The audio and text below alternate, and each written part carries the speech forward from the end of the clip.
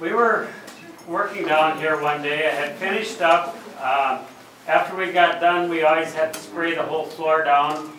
The floor is a little uneven. You can see the back slopes to the wall a little bit, so you always have to get down at the end and spray water and get everything down, work it to the drains, which were along the center back there, and there was one right under this carpet, one right under that carpet. So we had everything cleaned up and done for the evening, and came back the next morning. My oldest son, Eric, who is our winemaker now, was the first one to come into the cellar. I think it was during the summertime. He was either in late high school or one of his first years in college at the time.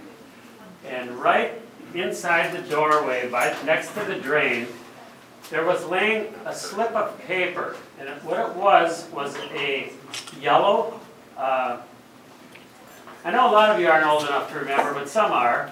Remember the old two-part receipts you would get when you would purchase things, especially at farm stores?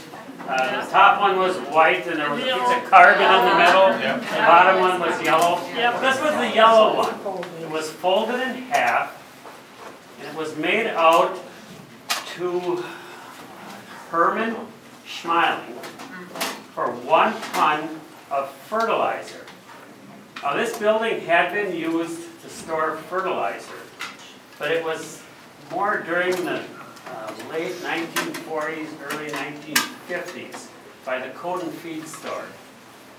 And it was their stamp.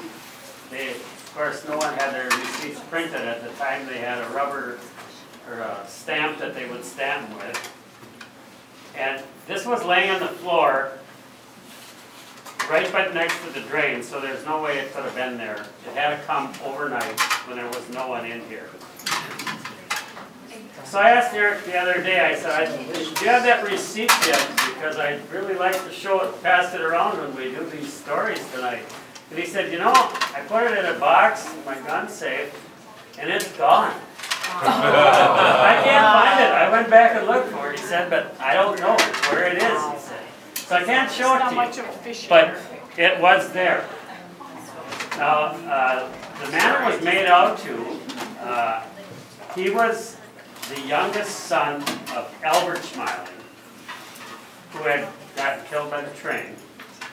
He took over the family farm and later took care of his mother until she passed away. She lived with that family on the family farm.